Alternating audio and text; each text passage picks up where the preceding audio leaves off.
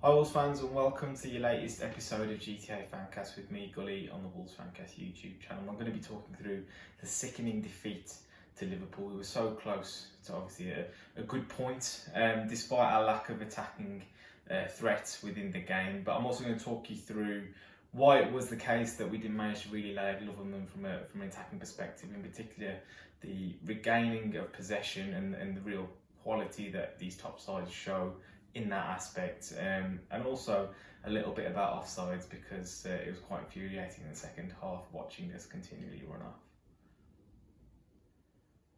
Now we've all had kind of a couple of days to digest the performance and the manner of the defeat, and I think we're all pretty pleased with our defensive showing in particular, and really I don't think we have too much to be concerned about with regards to our defence, but we haven't scored a goal for 3 games in a row now, and our attack is under the spotlight.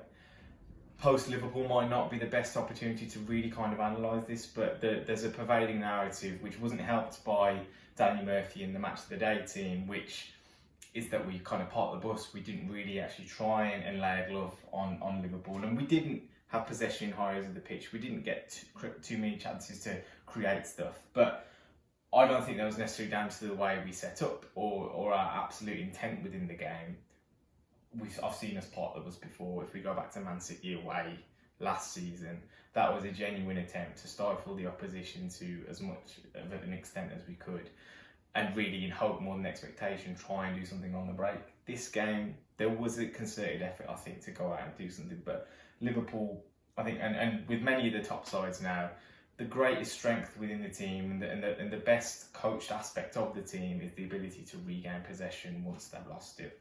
Some of it comes down to the shape. The 3 forwards from Liverpool naturally stay really high. They don't do too much tracking back. And what that means is that we essentially have to stick with the back 5 throughout the game. We don't go one-on-one on too many occasions unless, say, the ball goes out to Andy Robertson. You'd expect Nelson Semedo to go out and close that as the widest fullback.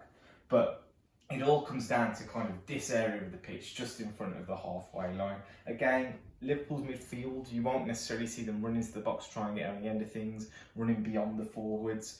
They're there as a backup to kind of have that next wave and to ensure that the ball doesn't breach them and get into this part of the pitch where you can hurt teams. And with the likes of Adama Traore, you've obviously got dangerous players within our team that they were really keen to stop. Incidentally, I still think that Traore had a good game, but he wasn't backed up well by Jimenez and Hwang whatsoever. Now, if I show you kind of a couple of stills from the game, which highlights how crowded that part of the pitch was, it really showed where the likes of Fabinho, who is absolutely elite at this, and also Thiago, who I don't think doesn't get the credit he deserves because his other qualities are more standout, perhaps even at closing out the space, really pressing teams into mistakes. And if I showed you the kind of cluster of play positions where we lost possession within this game, you can see in front of that halfway line across the pitch, we were just getting the ball into these areas, and these guys, Thiago, Fabinho, Henderson, we've got Alexander-Arnold who, because he likes to cross from that area of the pitch, doesn't necessarily get to the byline on, he sits around here, and if the ball falls into that space, he's another that can kind of tuck in there and really press high.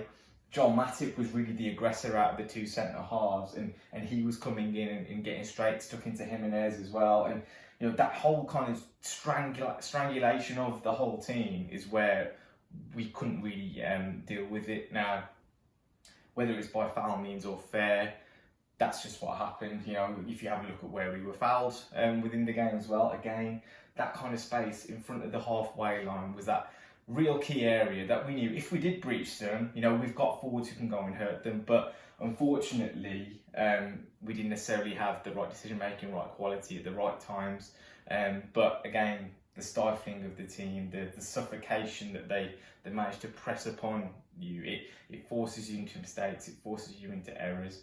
I mean, Liverpool aren't an aesthetically pleasing football team all the time. They actually play quite direct. They lose the ball on occasions in the final third, but they do that in the knowledge that they can press a team into giving them the ball back and restart. And then that's essentially why we ended up in a situation of losing the game where we're fatigued. We've got players going off, and essentially the last knockings of the game, they'll find themselves in a situation where they can take advantage. Now, what obviously comes about as a result of that high intensity method is there will be spaces that do open up as players fatigue, as the game wears on, and ultimately there were opportunities for us to take advantage of that space in behind that midfield who were doing such a good job of stopping us getting beyond them.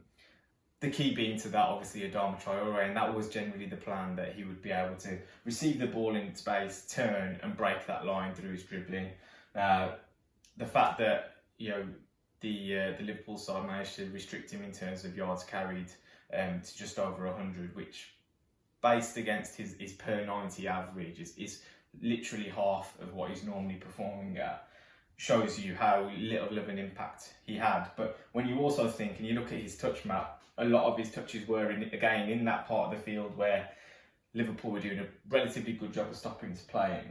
He's got 50-60 yards of the pitch to work with. You'd still expect, given the runs that he did manage to go on, that he would have a kind of higher number than that to a certain extent. But the other thing that was happening, obviously, when you're playing high and a high press, you need a high defensive line to compensate for that and make sure that, you know, players aren't backtracking and retreating all the time.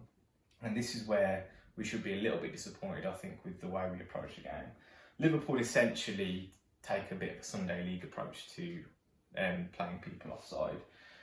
The defence stays in line. They basically back each other up and say, you know what, as long as we're all in a line, I'm going to rely on the forward momentum of the striker, the eagerness to get in, to see that space, that ocean of space in behind, and the fact that the pass might not necessarily be timed well enough because this player is going to be put under pressure from that midfield who are going to harass you and really run you out of the game, that the chances are we're going to play offside. And it is a high risk game. We know that, you know, there might be the odd opportunity that a player actually does manage to breach that defensive line with the ball over the top and the timing all goes quite nicely. That didn't happen. We were caught offside in this game more than any other game this season.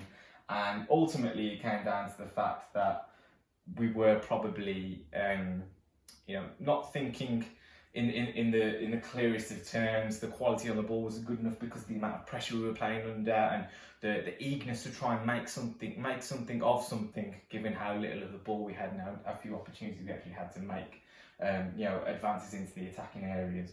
And again, like I say, with VAR the way it is at the moment and the minute detail that they actually look at offside decisions with, if it is a marginal decision, if a player is basically level, you're almost treating them as offside now because, you know, it is being treated to the nth degree. We've seen this against Liverpool in the past where we scored a goal. Pedro Neto scored a goal at Anfield and Johnny was adjudged to be offside. And, you know, I guess Liverpool are kind of using that rule to their advantage. There was another one where there was actually a free kick that Neves whipped in from a wide area. And again, Liverpool just said to us, we're going to stand here and you guys are going to run offside and that's going to be it. And you're all going to be far too eager. And lo and behold, that's what happened. And Saïss, he didn't get a chance on target or anything, but Saïss did actually run offside and fall foul of that tactic. So it's something to be wary of, you know, starting your runs from deeper, I don't know, just playing a 1-2 or something like that and just being a little bit smarter and sharper in your decision making